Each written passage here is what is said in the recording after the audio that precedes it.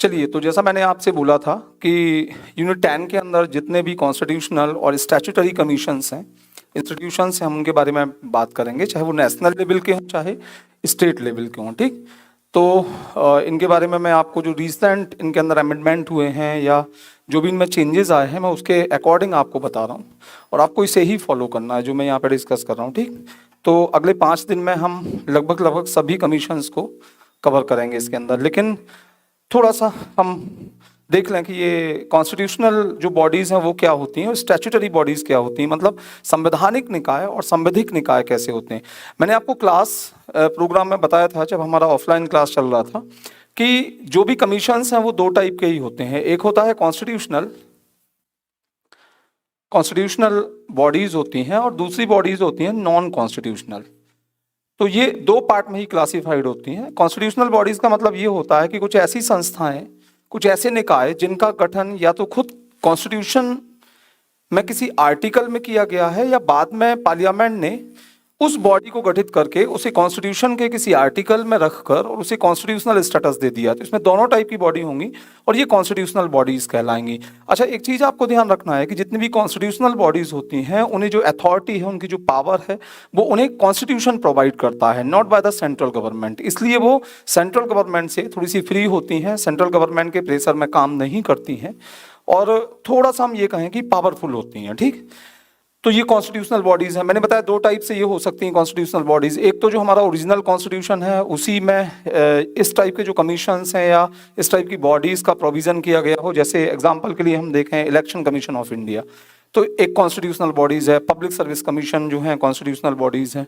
ठीक, लेकिन हो सकता है कि कभी पार्लियामेंट ने कोई एक बॉडी कॉन्स्टिट्यूट की हो और उसे कॉन्स्टिट्यूशन के किसी आर्टिकल के अंदर प्रोवाइड कर दिया हो कॉन्स्टिट्यूशनल स्टेटस, तो वो भी इसके अंदर आएगी। हो सकता है कि कोई बॉडी पहले हो जो किसी स्टैट्यू के थ्रू बनी है, किसी कानून के तहत बनी है और उसे स्टैट्यूटरी स्टेटस दिया गया है, लेकिन बाद में जाके उसे कॉन्स्टिट्यूशनल स्टेटस दे दिया गया। जैसे आप ओबीसी कमीशन की जो बात करते हैं, NCBC, national commission for backward classes, जैसे जो एक स्टैट्यूटरी बॉडी था जिसे अभी कॉन्स्टिट्यूशनल स्टेटस सरकार ने या पार्लियामेंट ने प्रोवाइड कर दिया है। ठीक, तो सबसे पहले मैंने बताया कि कॉन्स्टिट्यूशनल बॉडीज होती हैं ये संस्थाएं। दूसरी जो बॉडीज हैं they are called non constitutional bodies. तो नॉन कॉन्स्टिट्यूशनल बॉडीज 2 टाइप की हो सकती हैं, ध्यान रखना। एक नॉन कॉन्स्टिट्यूशनल बॉडी हो सकती है स्टैट्यूटरी। स्टैट्यूटरी मतलब होता है वैधानिक निकाय, मतलब इस प्रकार की संस्थाएं, ध्यान रखना, इस प्रकार की जो बॉडीज हैं वो पार्लियामेंट द्वारा बनाई जाती हैं एक कानून के तहत, एक लॉ के तहत, और उन्हें स्टैट्यूटरी स्टेटस दिया जाता है, मतलब उन्हें जो शक्तियां दी जाती हैं वो उस कानून के तहत दी जाती हैं, ना कि संविधान के द्वारा। तो डेफिनेटली यदि कानून के तहत दी जा रही हैं उसको, तो वो कॉन्स्टिट्यूशनल बॉडीज के कंपैरिजन में थोड़ा सा कमजोर होगा, वो उतना स्ट्रांग नहीं होगा जितना कॉन्स्टिट्यूशनल बॉडीज होगा। क्योंकि यदि कॉन्स्टिट्यूशनल बॉडीज की पावर को कर्टेल करना है तो पार्लियामेंट को कॉन्स्टिट्यूशनल अमेंडमेंट बिल लेके आना पड़ेगा, और इसमें सरकार, आप देख रहे हैं कि उस टाइप के जो बिल होते हैं उसमें स्पेशल मेजोरिटी रिक्वायर्ड होती है दोनों हाउसेज से, तो सरकार के लिए थोड़ा सा मुश्किल हो जाता है। इसलिए ये कॉन्स्टिट्यूशनल बॉडीज जो होते हैं ये ज्यादा पावरफुल होते हैं। ठीक, सेकंड थिंग कि हमने कहा स्टैट्यूटरी बॉडीज, तो स्टैट्यूटरी बॉडीज तो एक स्टैट्यू के थ्रू बनी है, एक लॉ के थ्रू बनी है, और डेफिनेटली पार्लियामेंट सिंपल मेजॉरिटी के साथ उस लॉ को चेंज कर सकती है। और यदि वो उस लॉ को चेंज कर रही है तो डेफिनेटली पार्लियामेंट में जो गवर्नमेंट है, जो सेंट्रल गवर्नमेंट है, वो इजीली इन बॉडीज की पावर को कर्टेल कर सकती है। तो स्टैट्यूटरी बॉडी उतने स्ट्रांग नहीं होते हैं जितने कॉन्स्टिट्यूशनल बॉडीज होते हैं। ठीक, हाँ, लेकिन कर सकती है, लेकिन हो सकता, और ये बॉडीज हमेशा स्टैट्यूटरी बॉडीज कैसी होती हैं, नॉन कॉन्स्टिट्यूशनल बॉडीज। पर एक और कॉन्स्टिट्यूशनल बॉडी होती है जिसे अपन, नॉन कॉन्स्टिट्यूशनल बॉडी होती है जिसे अपन कहते हैं extra constitutional body. Extra constitutional body क्या होती है? एक्स्ट्रा कॉन्स्टिट्यूशनल बॉडी का गठन संसद द्वारा नहीं किया जाता है, ना ही संविधान द्वारा किया गया है, बल्कि उनका गठन या तो कैबिनेट के प्रपोजल के थ्रू हो जाता है, एडमिनिस्ट्रेटिव, जो कैबिनेट अपना प्रपोजल रखती है उसके थ्रू हो जाता है, या प्रेसिडेंट एक एडमिनिस्ट्रेटिव ऑर्डर इशू करता है जिसे एग्जीक्यूटिव ऑर्डर कहा जाता है, उसके थ्रू वो संस्था गठित की जा सकती है। मतलब उसकी शक्ति का स्रोत सीधा सीधा सरकार होती है, और यदि सरकार उसकी शक्ति का स्रोत है तो उसकी शक्ति को कभी कम करने के लिए या उसे और पावरफुल बनाने के लिए सरकार को किसी कॉन्स्टिट्यूशनल अमेंडमेंट की जरूरत नहीं पड़ती है, किसी पार्लियामेंट्री अमेंडमेंट की जरूरत नहीं पड़ती है उस बॉडी के अंदर। मतलब इस टाइप की जो बॉडीज हैं एक्स्ट्रा कॉन्स्टिट्यूशनल, ये सीधे सीधे सरकार के अंडर में काम करती हैं। अब आप कहोगे स्टैट्यूटरी बॉडीज कौन कौन सी हैं, तो हम काफ़ी सारी पढ़ने वाले हैं। हमारे सिलेबस के अंदर सीवीसी है, एक स्टैट्यूटरी बॉडी है, एनजीटी है, एक स्टैट्यूटरी बॉडी है। एक्स्ट्रा कॉन्स्टिट्यूशनल बॉडीज की यदि हम बात करें तो नीति आयोग एक एक्स्ट्रा कॉन्स्टिट्यूशनल बॉडी है। इसे कैबिनेट के एक प्रपोजल के द्वारा ही बनाया गया था। हालांकि ये जो मैं आपको बता रहा हूँ, जो डिफरेंसेस कॉन्स्टिट्यूशनल और नॉन कॉन्स्टिट्यूशनल बॉडीज में, ये मैं ऑलरेडी क्लास में डिस्कस कर चुका हूँ। ठीक, तो दो टाइप की संस्थाएं हैं, कॉन्स्टिट्यूशनल हैं, नॉन कॉन्स्टिट्यूशनल है। नॉन कॉन्स्टिट्यूशनल में भी दो टाइप की हैं, स्टैट्यूटरी हैं एंड एक्स्ट्रा कॉन्स्टिट्यूशनल बॉडी है। तो यदि देखा जाए तो हमारे सिलेबस में कॉन्स्टिट्यूशनल बॉडीज भी हैं, स्टैट्यूटरी भी हैं, और एक्स्ट्रा कॉन्स्टिट्यूशनल में हमारा नीति आयोग, तो ये एक एक्स्ट्रा कॉन्स्टिट्यूशनल बॉडी है। ठीक, चलिए अब अपन बात करते हैं, सीधा सिलेबस में हम जाते हैं। थोड़ा सा मैं उन कमीशंस के बारे में पहले डिस्कस करूंगा जिनमें फर्दर काफ़ी सारे चेंजेस हुए हैं और उनके कारण आप लोगों के अंदर बहुत ज़्यादा कंट्राडिक्शन आ गया चीज़ों को लेके। आप बहुत कंफ्यूज होते चले जा रहे हैं कि यार इस बुक से पढ़ें या इस बुक से पढ़ें, क्योंकि कहीं पर एक से प्रोविज़न नहीं देख रहे आप उन बॉडीज़ के रिलेटेड, तो थोड़ा सा कन्फ्यूजन में जाता है।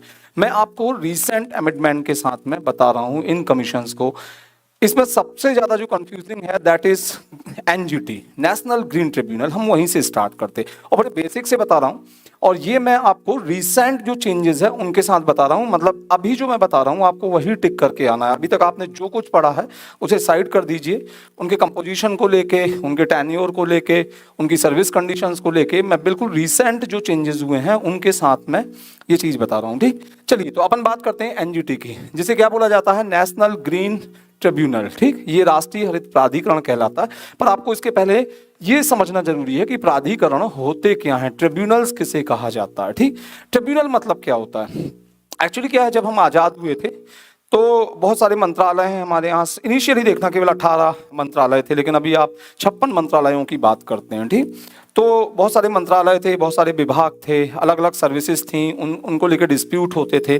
और जितने भी डिस्प्यूट हैं या जो भी मैटर अराइज होते थे उनके, तो ये सभी डिस्प्यूट जाते थे कोर्ट में, ये हाई कोर्ट, सबऑर्डिनेट कोर्ट या सुप्रीम कोर्ट से। तो ऐसे बहुत सारे मैटर्स पहुंचते थे, इससे कोर्ट का बर्डन बहुत ज़्यादा बढ़ जाता था। इन्हीं के समाधान के लिए, इसी के सोल्यूशन के लिए ट्रिब्यूनल का कॉन्सेप्ट आया था। तो ट्रिब्यूनल होते क्या है, एक्चुअली ट्रिब्यूनल एक ऐसी संस्था है, एक ऐसी बॉडी है जो एक पर्टिकुलर क्षेत्र में काम कर रहे लोगों के डिस्प्यूट्स, चाहे वो प्रशासनिक अधिकारियों के डिस्प्यूट हो, चाहे वो रेलवे डिस्प्यूट हो, रेलवे में क्लेम का डिस्प्यूट हो, या हम कह रहे हैं इलेक्ट्रिसिटी में कोई बिल आप देखते हैं बहुत ज़्यादा आ जाता है, उससे संबंधित मैटर, तो इन सभी मैटर्स के लिए अलग अलग ट्रिब्यूनल बना दिए गए। तो ट्रिब्यूनल एक क्वासी जुडिशियल बॉडी है। क्वासी जुडिशियल बॉडी मतलब अर्ध न्यायिक निकाय। अर्ध न्यायिक निकाय का मतलब ये होता है कि उसमें जो मेंबर्स होते हैं वो एडमिनिस्ट्रेटिव फील्ड से भी होते हैं और जुडिशरी से भी होते हैं। तो हमने कहा कि ट्रिब्यूनल का सिंपल सा कॉन्सेप्ट ये है कि चलिए हम आर्म फोर्सेस की बात करें।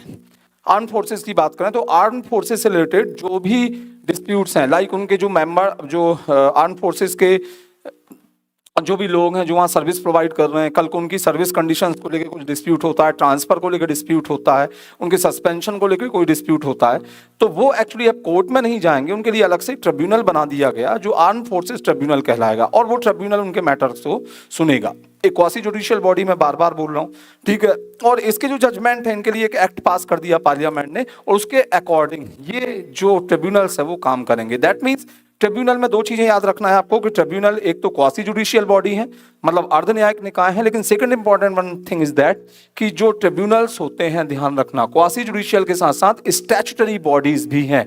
ये वैधानिक निकाय कहे जाते हैं, इन्हें वैधानिक दर्जा दिया गया है। एनजीटी को भी एक स्टैट्यूटरी बॉडी का दर्जा दिया गया था, ठीक। तो होता क्या है, होता है 42nd कॉन्स्टिट्यूशनल अमेंडमेंट। ये इंदिरा जी के समय में आपको पता होगा 1976 में एक मेजर कॉन्स्टिट्यूशनल अमेंडमेंट हुआ था, और ये जो अमेंडमेंट है इसमें कहा जाता था, इसे मिनी कॉन्स्टिट्यूशन भी बोल दिया गया था, ये हमने देखा था। बहुत सारे प्रोविजंस जो थे कॉन्स्टिट्यूशन के, around 51 articles along with a schedule, इसमें चेंज किया गया था, उनके प्रोविजंस को चेंज किया गया था, एक नई चीज कॉन्स्टिट्यूशन में इम्पोज की गई थी, ट्रिब्यूनल। ध्यान रखिएगा, ये कॉन्स्टिट्यूशन जो हमारा बना था, जब जो ओरिजिनल कॉन्स्टिट्यूशन था उसमें कहीं भी मेंशन नहीं किए गए थे, मतलब ये कॉन्स्टिट्यूशन में कहीं भी ये शब्द ही जिक्र नहीं था इसका ट्रिब्यूनल का। एक्चुअली क्या हुआ था कि 1971 में इंदिरा गांधी जी सरकार ने जो 42nd अमेंडमेंट किया, उसमें आर्टिकल 323 के अंदर 2 पार्ट ऐड किए थे, 2 सब आर्टिकल ऐड किए थे, ये ध्यान रखना है आपको। अब आर्टिकल 323 पब्लिक सर्विस कमीशन हमने पढ़ा है, तो भाई उसमें 323 के अंदर तो ये है कि जो यूपीएससी है वो अपनी एक एनुअल रिपोर्ट प्रेसिडेंट को देगी, जो जेपीएससी है जॉइंट पब्लिक सर्विस कमीशन, और जो स्टेट पब्लिक सर्विस कमीशन है तो वो अपनी एनुअल रिपोर्ट गवर्नर्स को देंगे। ये 323 में प्रोविजन था, लेकिन उसमें 2 पार्ट, 2 सब आर्टिकल ऐड किए गए थे, 323A और 323B।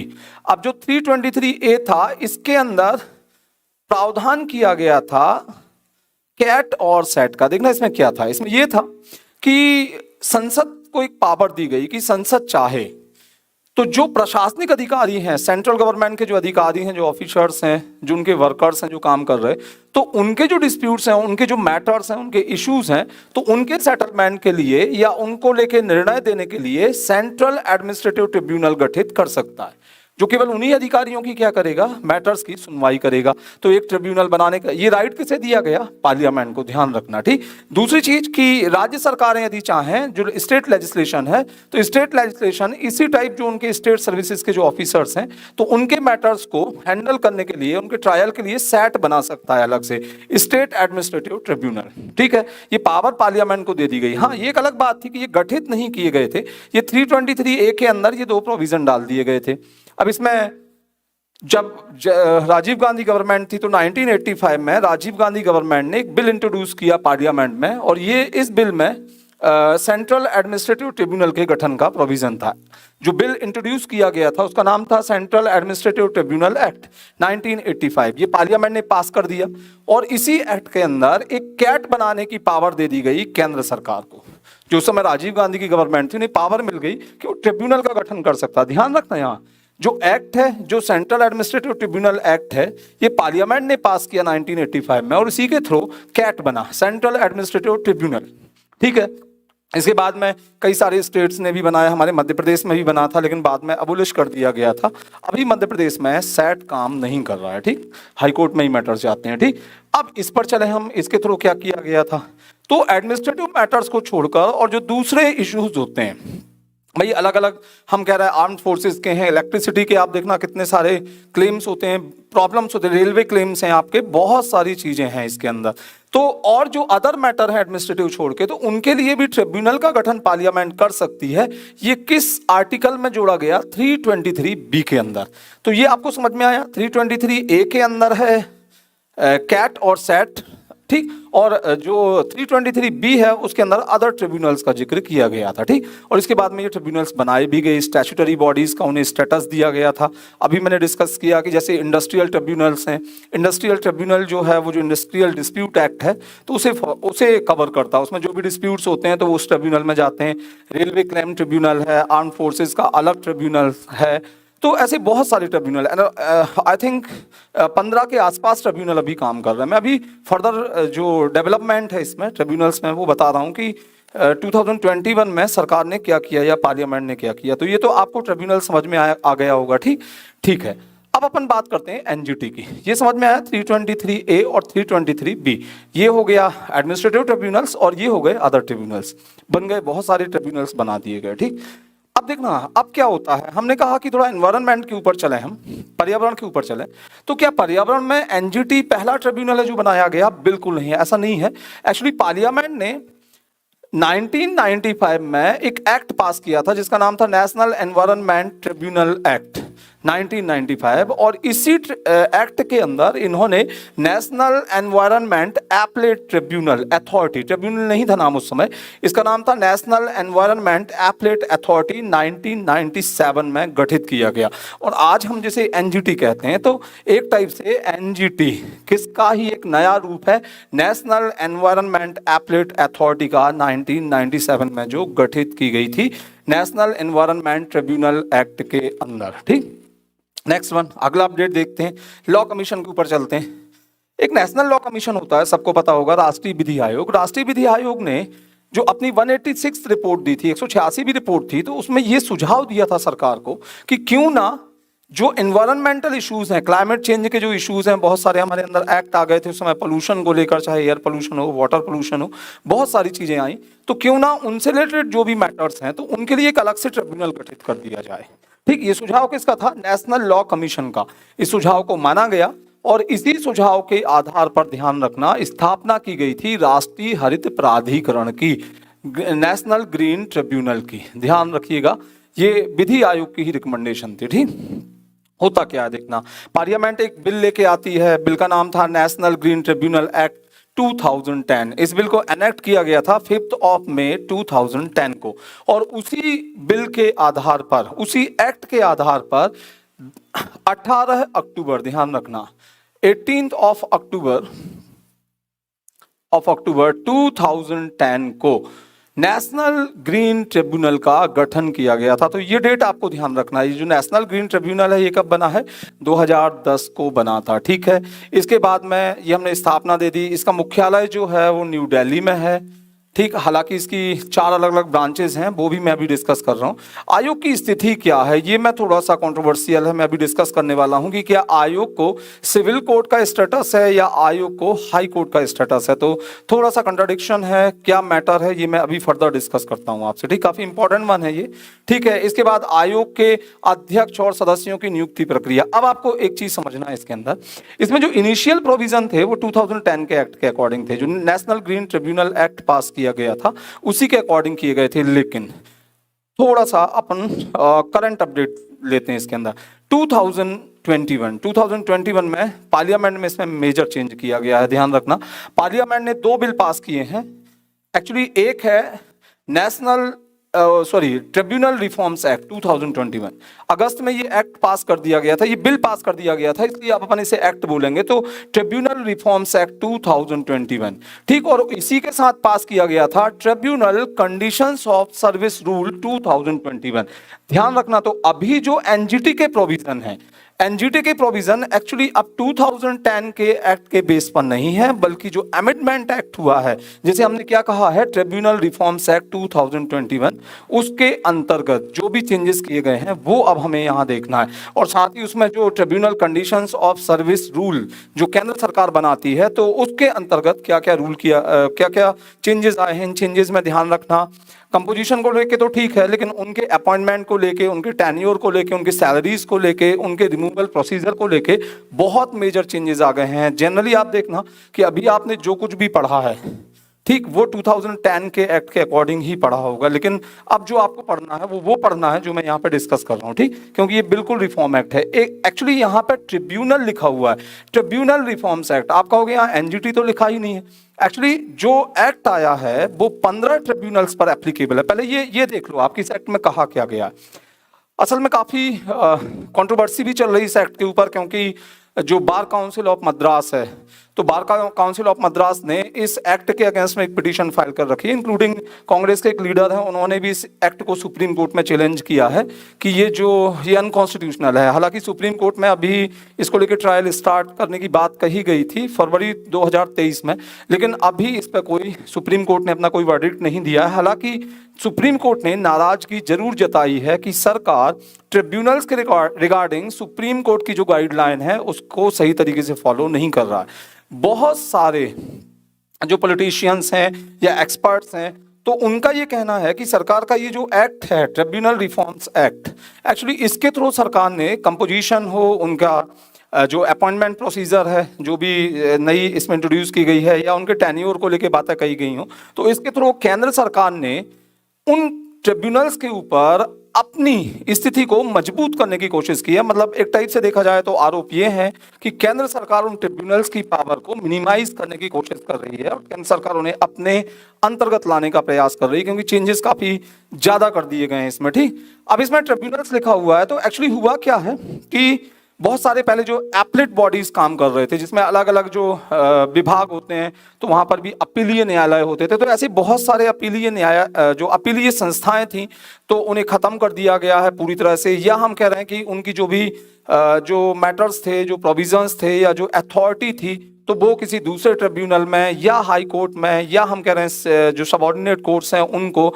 या केंद्र सरकार ने अपने पास रख ली हैं। ठीक, तो एक टाइप से कंट्रोल करने की कोशिश की गई है। सेकंड थिंग कि इसमें 15 ट्रिब्यूनल्स का उल्लेख किया गया। ये ध्यान रखना, जो नए प्रोविजंस हैं, मैं फिर से आपको बोल रहा हूँ कि यदि आपको इसका डिटेल समझना हो तो आप ट्रिब्यूनल रिफॉर्म्स एक्ट 2021 खोल के देखिए। उसमें जो 15वें नंबर का ट्रिब्यूनल दिया गया है, जिसे एनजीटी कहा गया, तो एनजीटी का मैं जो चेंजेस किए हैं सरकार ने, चाहे उनके मेंबर्स या चेयरमैन के अपॉइंटमेंट को लेकर हो, उनकी सर्विस कंडीशंस को लेकर है, तो इसमें मिल जाएगा। दूसरा, ये कंडीशंस ऑफ सर्विसेज एक्ट भी है। जो कंडीशंस ऑफ सर्विस एक्ट है 2021, उसके अकॉर्डिंग भी ट्रिब्यूनल्स की जो कार्य प्रणाली है उसमें काफी चेंजेस किए गए। अपन देखते हैं चेंजेस क्या है। सबसे पहले मैं ये डिस्कस कर रहा हूं, बाद में अपन इस पे बात करेंगे। देखो, अपन एनजीटी की केवल बात करेंगे। हमारे लिए इंपॉर्टेंट वन क्या है? एनजीटी, क्योंकि ये हमारे सिलेबस में है, अदर ट्रिब्यूनल्स की बात नहीं करेंगे। एनजीटी के कंपोजिशन की तरफ जाए हम, तो एनजीटी का जो स्ट्रक्चर है या जो कंपोजिशन है, उसमें एक अध्यक्ष होता है, सदस्य होते हैं, और ये सदस्य दो प्रकार के होते हैं। एक जुडिशियल मेंबर्स होते हैं और दूसरे एक्सपर्ट मेंबर्स होते हैं। मतलब इसमें न्यायिक सदस्य होते हैं और विशेषज्ञ सदस्य। तो 3 टाइप के मेंबर हैं इसके अंदर, ध्यान रखना। इसमें कोई उपाध्यक्ष नहीं होता है, ये आपको ध्यान रखना है। तो इसका एक अध्यक्ष होता है, ठीक, एक चेयरमैन होता है। इसमें कोई डिप्टी चेयरमैन नहीं होता है, ध्यान रखना है आपको। एक अध्यक्ष होता है, 2 टाइप के सदस्य होते हैं, एक न्यायिक सदस्य होते हैं और एक विशेषज्ञ सदस्य होते हैं। मैंने आपको बताया था कि एनजीटी का जो हेडक्वार्टर है वो दिल्ली में है। केंद्र सरकार को ये राइट है कि केंद्र सरकार एनजीटी की मीटिंग्स बुला सकता है, किस जगह पर बुलाना है वो वहां पे बुला सकता है। ध्यान रखिए, ये सेंट्रल गवर्नमेंट को पावर दी गई है। सेंट्रल गवर्नमेंट को पावर है कि इन मेंबर्स के अलावा भी यदि वो कहीं से कुछ एक्सपर्ट मेंबर बुलाना चाहे तो बुला सकता है फॉर स्पेशल पर्पस। पर ध्यान रखना, सदस्य केवल 3 टाइप के हैं। अध्यक्ष होगा, कुछ न्यायिक सदस्य होंगे, कुछ विशेषज्ञ सदस्य होंगे। इसके जो क्षेत्रीय कार्यालय हैं, जो रीजनल बेंचेस हैं, तो वो आपको ध्यान रखना है कि भोपाल में है, पुणे में है, कोलकाता और चेन्नई। भोपाल मध्य प्रदेश, पुणे महाराष्ट्र, चेन्नई तमिलनाडु, और लास्ट वन आपका जो कोलकाता है वेस्ट बंगाल में, तो वहां इसकी बेंच भी स्थापित की गई है। लेकिन 3 सर्किट बेंच भी है इसकी, एक कोची में है, एक शिलोंग में है और एक शिमला में। तो ये 3 सर्किट बेंचेस भी आपको ध्यान रखना है। ये रीजनल बेंचेस हो जाएंगी और ये दिल्ली में उसका हेडक्वार्टर है। ठीक, चलिए अब एक एक करके मैं बता रहा हूँ, काफी ध्यान से सुनिएगा, और यही आप चाहो तो अपने नोट्स में चेंज कर लेना जो मैं यहाँ बता रहा हूँ। सबसे पहले हम बात करते हैं अध्यक्ष की। अध्यक्ष कौन होगा? ध्यान रखना, तीनों टाइप के सदस्य हो, चाहे अध्यक्ष हो, चाहे जुडिशियल मेंबर हो, चाहे एक्सपर्ट मेंबर हो, तीनों की नियुक्ति केंद्र सरकार करती है। ठीक, तीनों की नियुक्ति कौन करेगा? केंद्र सरकार करेगा। मतलब एनजीटी के अंदर राष्ट्रपति का कोई रोल नहीं होता है। यहां प्रेसिडेंट टर्म यूज ही नहीं की जाएगी कहीं से भी। ठीक, तो जो अध्यक्ष है, अध्यक्ष के लिए क्वालिफिकेशन क्या है? या तो वो सुप्रीम कोर्ट का सिटिंग या रिटायर्ड जज हो। ध्यान रखना, सुप्रीम कोर्ट का वो वर्तमान जज भी हो सकता है, सिटिंग जज भी हो सकता है, या रिटायर्ड जज भी हो सकता है, या वो किसी एक हाई कोर्ट का या तो सिटिंग या रिटायर्ड चीफ जस्टिस हो सकता है। ध्यान रखिएगा, अध्यक्ष के लिए जो प्रोविजन किए गए हैं एनजीटी के, वो ये है कि अध्यक्ष या तो सुप्रीम कोर्ट का सिटिंग या रिटायर्ड जज हो सकता है, या किसी एक हाई कोर्ट का सिटिंग या रिटायर्ड चीफ जस्टिस हो सकता है। ये उसके लिए क्वालिफिकेशन रखा गया है। ठीक, तो ये हमने अध्यक्ष की बात की, सिंपल वन है। अब अपन चलते हैं जुडिशियल मेंबर में। ध्यान रखना, क्वालिफिकेशन थोड़े से चेंज कर दिए गए इसके लिए 2021 के जो सर्विस कंडीशंस हैं उसके अंदर। तो ध्यान रखना, न्यायिक सदस्य न्यूनतम होंगे 10, अधिकतम होंगे 20। तो इसमें कम से कम 10 न्यायिक सदस्य होंगे और अधिकतम 20 हो सकते हैं। कम से कम 10, अधिकतम 20। योग्यताएं क्या होंगी? किस व्यक्ति को न्यायिक सदस्य के रूप में केंद्र सरकार अपॉइंट कर सकती है? तो ध्यान रखना, या तो वो हाई कोर्ट का जज हो अथवा रहा हो, दोनों चीजें हो सकती हैं। ध्यान रखना, हाई कोर्ट का जज या सुप्रीम कोर्ट से कुछ लेना देना नहीं है। जो न्यायिक सदस्य हो सकते हैं उन्हें मिनिमम क्वालिफिकेशन है कि या तो वो हाई कोर्ट का जज हो, मतलब सिटिंग जज भी हो सकता है, या रहा हो, मतलब जो रिटायर्ड जज है वो भी इसका जुडिशियल मेंबर अपॉइंट किया जा सकता है। अथवा यदि ये नहीं कर रहा है तो वो बंदा 10 साल से, वो जो जुडिशियल मेंबर है उसे 10 साल की संयुक्त अवधि के लिए डिस्ट्रिक्ट जज या एडिशनल डिस्ट्रिक्ट जज होना चाहिए। ध्यान रखना, यहां पर है, जरूरी नहीं है। यहां पर क्या लिखा हो? रहा हो। मतलब कोई ऐसा व्यक्ति जो 10 साल की संयुक्त अवधि के लिए डिस्ट्रिक्ट जज या एडिशनल डिस्ट्रिक्ट जज रहा हो, तो उसे भी अपॉइंट किया जा सकता है मेंबर। अब यहां पर चाहे वो रिटायर हो गया, ध्यान रखना, जैसे, अच्छा ये संयुक्त अवधि का मतलब समझना है। संयुक्त अवधि का मतलब ये होता है, जैसे डिस्ट्रिक्ट जज के नीचे कौन सा ऑफिस होगा? तो एडिशनल डिस्ट्रिक्ट जज होगा। हो सकता है मैं 4 साल के लिए डिस्ट्रिक्ट जज रहा, लेकिन 6 साल तक के लिए मैं क्या रहा, या 8 साल तक के लिए मैं क्या रहा, एडिशनल डिस्ट्रिक्ट जज। मैं 8 साल तक एडिशनल डिस्ट्रिक्ट जज रहा, फिर 4 साल तक मैं क्या रहा, डिस्ट्रिक्ट जज रहा। तो दोनों मिला के कितना हो रहा है, 12। हो सकता है मैं रिटायर्ड हो गया हूं। ध्यान रखना, यहाँ पे रिटायर्ड होना सिटिंग वाला नहीं होता है। यहाँ क्लियर लिखा हुआ है कि 10 वर्षों की संयुक्त अवधि के लिए वो जिला न्यायाधीश या अतिरिक्त जिला न्यायाधीश रहा हो, संयुक्त अवधि के लिए। तो 4 साल ये हो गया, 8 साल ये हो गया, 12 साल। या मैं बोल रहा हूं कि 6 साल में ये रहा, 5 साल में एडिशनल डिस्ट्रिक्ट जज रहा, तो 6 और 5 क्या रहा, तो 10 मैंने क्रॉस कर लिया। तो यदि मैं रहा हूं एडिशनल डिस्ट्रिक्ट जज या डिस्ट्रिक्ट जज 10 सालों के लिए संयुक्त रूप से, तो मुझे अपॉइंट किया जा सकता है जुडिशियल मेंबर। या यदि ये भी पूरा नहीं कर रहे आप, तो एक तीसरी कंडीशन इसमें ऐड की गई है, और वो ये है कि कोई भी ऐसा अधिवक्ता, मतलब कोई ऐसा वकील जिसे हरित न्यायाधिकरण में, मतलब एनजीटी के अंदर या सुप्रीम कोर्ट के अंदर या हाई कोर्ट के अंदर पर्यावरण और वन संबंधी मामलों में जो एनवायरमेंटल इश्यूज होते हैं या जो फॉरेस्ट इश्यूज होते हैं, तो उनमें सुनवाई का मतलब उसने वो केस लड़े हों और उनमें कम से कम कितने सालों का उसका एक्सपीरियंस हो, 10 वर्षों का। तो ऐसे वकील को भी जुडिशियल मेंबर अपॉइंट किया जा सकता है। ध्यान रखना, इसमें वकील भी हो सकता है जुडिशियल मेंबर। अब आप यहां पे देख पा रहे होंगे कि 3 में से एक क्वालिफिकेशन भी वो यदि पूरा कर देगा तो उसे जुडिशियल मेंबर अपॉइंट किया जा सकता है। मैं फिर से बता रहा हूं, न्यायिक सदस्य जो हैं वो न्यूनतम 10 होंगे, अधिकतम 20 होंगे।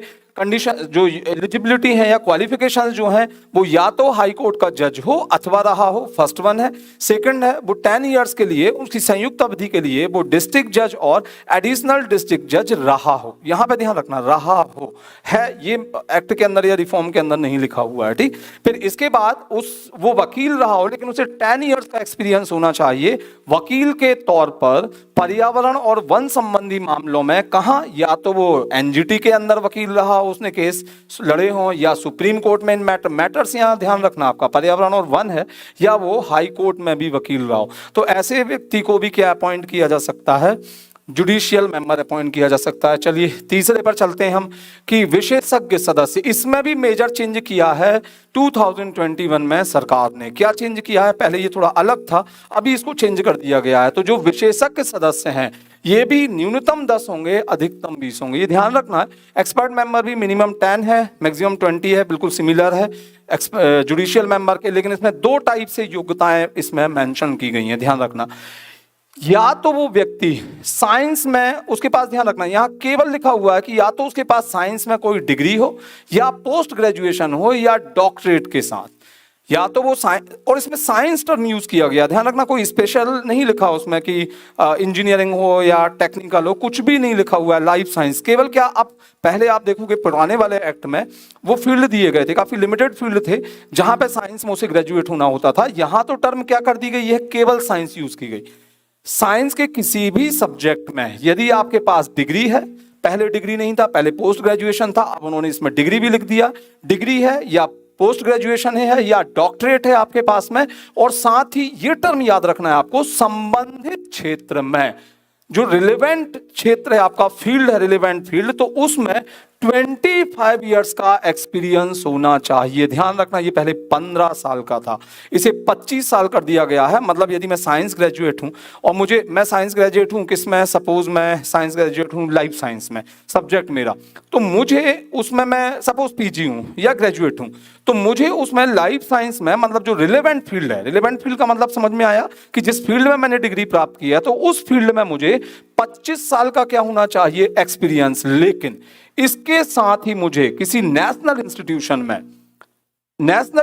में 5 इयर्स का प्रैक्टिकल एक्सपीरियंस होना चाहिए। किस फील्ड में, तो हमने कहा एनवायरमेंटल पोल्यूशन कंट्रोल। जो एनवायरमेंटल पोल्यूशन कंट्रोल है वो कोई संस्था हो सकती है, बहुत सारी संस्थाएं काम कर रही हैं। या मैं कह रहा हूं कि जो हैजर्डस सब्सटेंस मैनेजमेंट होता है, खतरनाक पदार्थ प्रबंधन, biodiversity management, climate change management, ये जो है जो स्पेसिफिक इंस्टीट्यूशंस काम कर रहे हैं, तो ऐसे इंस्टीट्यूशन में मुझे 5 वर्षों का व्यवहारिक अनुभव, व्यवहारिक का मतलब है प्रैक्टिकल एक्सपीरियंस होना चाहिए। तो आप इस लाइन को बहुत अच्छे से समझ लो। लिखा यह है कि आपके पास या तो विज्ञान में डिग्री हो, या पीजी हो, पोस्ट ग्रेजुएशन हो आपके पास में, या डॉक्टरेट हो, और जिस फील्ड में आपके पास डिग्री है उस फील्ड में 25 इयर्स का एक्सपीरियंस आपको चाहिए। लेकिन साथ ही किसी नेशनल इंस्टीट्यूशन में कम से कम 5 साल का प्रैक्टिकल नॉलेज चाहिए। किस फील्ड में काम करने का? आपने पोल्यूशन कंट्रोल के क्षेत्र में काम किया हो, हैजार्डस सब्सटेंस मैनेजमेंट के क्षेत्र में काम किया हो, क्लाइमेट चेंज कंट्रोल या मैनेजमेंट को लेके आपने काम किया हो, बायोडायवर्सिटी मैनेजमेंट वाला कोई इंस्टीट्यूशन है उसमें आपने काम किया हो, और आपको फील्ड का एक्सपीरियंस होना चाहिए, मतलब व्यवहारिक प्रैक्टिकल एक्सपीरियंस होना चाहिए। एटलीस्ट कितने ईयर्स का? 5 ईयर्स का। तो पहला क्वालिफिकेशन ये है। चलो मैं नहीं कर रहा हूं ये क्वालिफिकेशन पूरा, क्यों? क्योंकि मेरी जॉब लग गई थी, मैं सरकारी सेवा में था। तो ध्यान रखना यहां पर रिलेवेंट फील्ड में, इसमें तो मैं नहीं हूं ना, जरूरी थोड़ी हूं कि मैं सरकारी सेवा में हूं। हो सकता है कि मैं प्रोफेसर हूं या कोई भी हूं, मैं इसमें काम किया है मैंने। लेकिन यदि मैं एडमिनिस्ट्रेटिव फील्ड में हूं तो यहां ध्यान रखना दूसरी कंडीशन है कि केंद्र सरकार या राज्य सरकार या किसी भी नेशनल और स्टेट लेवल के एक रेपुटेटेड इंस्टीट्यूशन है, तो यदि उस इंस्टीट्यूशन में मुझे 20 वर्षों का प्रशासनिक अनुभव है, ध्यान रखना यहां पर रिलेवेंट फील्ड का एक्सपीरियंस था 25 इयर्स का, लेकिन इस वाले में है एडमिनिस्ट्रेटिव एक्सपीरियंस कितने का? 20 इयर्स का। लेकिन साथ ही साथ मुझे पर्यावरण के जो मैटर्स होते हैं, जो एनवायरमेंटल इश्यूज हैं या मैटर्स हैं, तो उन मामलों में 5 वर्षों का मुझे व्यवहारिक अनुभव होना चाहिए, प्रैक्टिकल एक्सपीरियंस होना चाहिए। कुछ समझ में आ रहा? दोनों में जो मेजर डिफरेंस है ध्यान रखना। इनमें से कोई भी एक कंडीशन यदि मैं पूरी कर रहा हूं तो मुझे अपॉइंट किया जा सकता है एक्सपर्ट मेंबर की तरह। तो ध्यान रखना ऊपर वाले में मेरे पास साइंस में डिग्री है, पीजी है, डॉक्टरेट है, साथ ही मुझे उस रिलेवेंट फील्ड में 25 इयर्स का एक्सपीरियंस है, इंक्लूडिंग 5 इयर्स का प्रैक्टिकल एक्सपीरियंस। किस क्षेत्र में?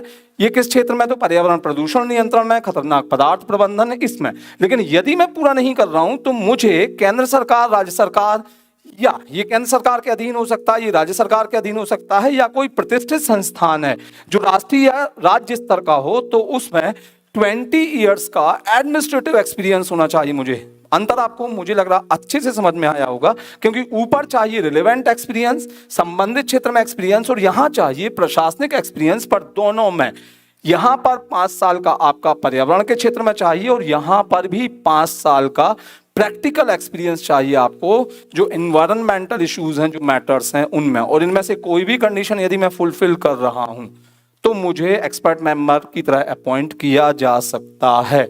तो ये समझ में आया? ये चेंज हो गया। मैंने बताया था कि 15 साल था पहले, लेकिन नए एक्ट के अंदर ये 25 इयर्स कर दिया गया है। ठीक है, यहां पर एडमिनिस्ट्रेटिव एक्सपीरियंस 20 इयर्स का है। ठीक है, एक और बड़ी चीज, ठीक है, ये क्वालिफिकेशंस आप पूरे करोगे तो आप एनजीटी के एक्सपर्ट मेंबर बन जाओगे या जुडिशियल मेंबर बन जाओगे, जो पहले हमने पढ़ा था, और चेयरमैन भी आप बन सकते हैं। ठीक, लेकिन अभी जो एक मेजर चेंज किया है वो ये कर दिया है कि चाहे अध्यक्ष हो चाहे मेंबर्स हो, उनके लिए मिनिमम एज क्राइटेरिया भी सरकार ने निर्धारित कर दिया है, और वो है 50 साल। और इसी को लेकर सबसे ज्यादा हो हल्ला हो रहा है। जो मद्रास बार एसोसिएशन है उसने इसी बेस पर पिटीशन फाइल की थी हाई कोर्ट में, वो सुप्रीम कोर्ट में भी गई है अभी, कि ये 50 साल कर दिया गया है, तो वकीलों के वहां पर पहुंचने के चांसेस कम हो गए, तो इसे चैलेंज किया गया है। पर ध्यान रखना ये बहुत मेजर चेंज है अभी, कि जो ये पहले एक्ट में नहीं था। ये अभी जो ट्रिब्यूनल रिफॉर्म्स एक्ट है उसके अंदर ये प्रोविजन किया गया है, जो सर्विस कंडीशंस हैं उनके अंदर, कि अब चाहे अध्यक्ष हो चाहे सदस्य हो, उनके लिए जो न्यूनतम एज है वो 50 इयर्स की होनी चाहिए। ठीक है, चलो ठीक है, मैंने ये क्वालिफिकेशन पूरे कर लिए, कोई भी क्वालिफिकेशन, और मुझे अब बनना है, सदस्य बनना है, तो प्रोसेस क्या होगी, प्रोसीजर क्या होगी? तो ध्यान रखना अब जो नियुक्ति है वो थोड़ा अलग तरीके से होगी। मैंने बताया कि तीनों पदों पर नियुक्ति करती है केंद्र सरकार, लेकिन केंद्र सरकार किस आधार पर करेगी? केंद्र सरकार करेगी एक सर्च कम सिलेक्शन कमेटी की रिकमेंडेशन पर। ध्यान रखना ये पहले जो टर्म यूज किया था पुराने वाले एक्ट में वो सिलेक्शन कमेटी यूज किया था, लेकिन यहां पर जो टर्म यूज किया गया है वो किया गया सर्च कम सिलेक्शन कमेटी। अब आप कहोगे कि ये डिफरेंस कहां से आ गया? यहां पे हम कह रहे हैं हिंदी में क्या बोलते हैं इसको, खोजी शह चयन समिति। ये थोड़ा सा अंतर समझिएगा, पहले चयन समिति केवल शब्द था, अब खोजी शह चयन समिति।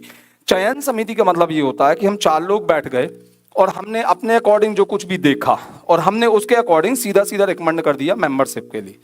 लेकिन खोजी कम का मतलब ये है कि हम सबसे पहले एप्लीकेशंस लेंगे, एक सर्कुलर इशू करेंगे और जो लोग क्वालिफिकेशन होल्ड करते हैं तो सबसे एप्लीकेशंस लेंगे। ठीक, इसको इस तरीके से समझ सकते हो कि जैसे पुराने समय में देखना राजा महाराजा थे तो वो कोई खोज नहीं करते थे, जैसे उन्हें प्रधानमंत्री अपॉइंट करना है तो उन्होंने देख लिया कि यार कौन अच्छा है और उसे डायरेक्ट क्या कर दिया, प्राइम मिनिस्टर अपॉइंट कर दिया या कलेक्टर बना दिया सपोज, तो डायरेक्ट कलेक्टर बना दिए जाते। लेकिन बाद में एग्जाम होने लगी तो भाई जो कलेक्टर बनने के इच्छुक हैं, जिन्हें लगता है कि उनका टैलेंट है, वो क्वालिफिकेशन पूरा करते हैं, वो पढ़ाई भी बहुत अच्छा कर रहे हैं, तो वो एप्लीकेशन देंगे। पहले एप्लीकेशन देंगे तो एक एग्जाम होगी, इंटरव्यूज होंगे, मेंस होगा और देन आफ्टर उसके बाद में सिलेक्शन होगा। तो इस चीज को हम चयन समिति के थ्रू नहीं कहेंगे, हम क्या कहेंगे, खोजी सह चयन समिति। इसका मतलब है कि अब यदि किसी को मेंबर अपॉइंट करना है तो उससे एप्लीकेशंस मांगे जाएंगे। इसके पहले ये नहीं था, ये डायरेक्ट रिक्रूटमेंट हो जाता था, मतलब डायरेक्ट अपॉइंटमेंट हो जाता था, नियुक्तियां हो जाती थी। अब एप्लीकेशंस मांगे जाते हैं। ये तो आपने नोट किया होगा कि अभी मोदी जी ने काफी अच्छे काम किए, जिनमें एक उन्होंने कहा कि अभी जो स्पोर्ट्स अवार्ड हैं, तो स्पोर्ट्स अवार्ड के लिए भी अब उन्होंने, चाहे हमारे जो नेशनल अवार्ड है तो उनके लिए भी अब एप्लीकेशंस मांगे जाते हैं कि भाई कौन किसको लग रहा है कि डिजर्व करता है वो पद्मश्री। और इसमें एक अच्छी चीज ये हो जाती कि वास्तव में जो हिडन जो हमारे जो पर्सनैलिटीज हैं, जो बहुत अच्छा काम कर रहे होते हैं लेकिन उनका नाम नहीं हो पाता, तो अब भी वो उभर कर सामने आ रहा है। क्यों? क्योंकि उनकी तरफ से एप्लीकेशन कोई और फाइल कर देता कि नहीं इन्होंने बहुत अच्छा काम किया है, इन्हें पद्मश्री मिलना चाहिए। तो अब वो टर्म क्या यूज की जाएगी, खोजी सह चयन समिति। और यही अब यहाँ पर एनजीटी में क्या है, एनजीटी में एक खोजी सह चयन कमेटी समिति, that means search come selection committee की रिकमेंडेशन पर केंद्र सरकार इन सदस्यों की नियुक्ति करेगी। तो सबसे पहले हम ये जानते हैं कि खोजी सह चयन समिति, जिसे अपन जो सर्च कम सिलेक्शन कमेटी कह रहे हैं, तो वो बनती कैसे है। तो ध्यान रखना, सबसे पहले इसमें एक अध्यक्ष होता है। ये चयन समिति जो है इसमें एक अध्यक्ष होता है जो सुप्रीम कोर्ट का मुख्य न्यायाधीश होता है। ध्यान रखना, sitting chief justice of India इस सर्च कम सिलेक्शन कमेटी का चेयरमैन होता है। लेकिन यदि वो बिजी है, वो नहीं आ पा रहा है, तो वो इस रिगार्डिंग किसी भी सुप्रीम कोर्ट के एक जज को नॉमिनेट कर देगा कि ये मेरी तरफ से कमेटी में शामिल होगा। लेकिन वो कमेटी में किस रूप में शामिल होगा, अध्यक्ष। तो जो सिलेक्शन कमेटी होगी, अब मैं सिलेक्शन कमेटी यूज कर रहा हूं केवल, ठीक, तो जो सिलेक्शन कमेटी होगी उसका चेयरमैन होगा सुप्रीम कोर्ट का सिटिंग जज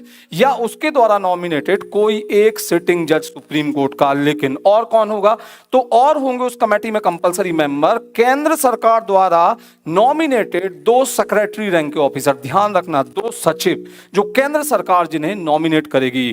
मतलब आप यहां पे समझ पा रहे होंगे कि क्यों ये चैलेंज किया जा रहा है, क्योंकि सरकार ने जो अपॉइंटमेंट है तो उसमें अपने वर्चस्व को बढ़ा लिया है, वर्चस्व स्थापित कर लिया कि चलिए ठीक है, जो ट्रिब्यूनल्स हैं, जो एनजीटी है, उसमें अब हमारे लोग भी अध्यक्ष या सदस्यों का चयन करेंगे। तो यहाँ पे देखो 2 क्या होते हैं, सेक्रेटरी रैंक के ऑफिसर होते हैं, 2 सेक्रेटरी होते हैं नॉमिनेटेड। एक चीज यहाँ पे आप ध्यान रखना कि जो अध्यक्ष होता है, इसका जो चयन समिति का अध्यक्ष होता है, वो कास्टिंग वोट दे सकता है। वो किसी मेंबर में डिस्प्यूट होता है तो कास्टिंग वोट। तीसरा मेंबर कौन होता है इसका, एक और चीज की, इसका जो अभी मैं बता रहा हूँ, एक सेक्रेटरी जो मेंबर सेक्रेटरी है वो भी होता है इस कमेटी में, पर उसका रोल जो रोल है वो थोड़ा सा अलग है। तो मैं अभी बता रहा हूँ इसको, पर देखना ये जो चयन समिति है इसमें अध्यक्ष होगा सुप्रीम कोर्ट का मुख्य न्यायाधीश या उसके द्वारा नॉमिनेटेड सुप्रीम कोर्ट का एक जज। इसके बाद में 2 सेक्रेटरी होंगे जो सेंट्रल गवर्नमेंट है वो नॉमिनेट करेगी इनको। लेकिन 3 अलग अलग मेंबर्स हो सकते हैं। जो तीसरा मेंबर है एक्चुअली वो अलग अलग है, देखना अलग अलग है।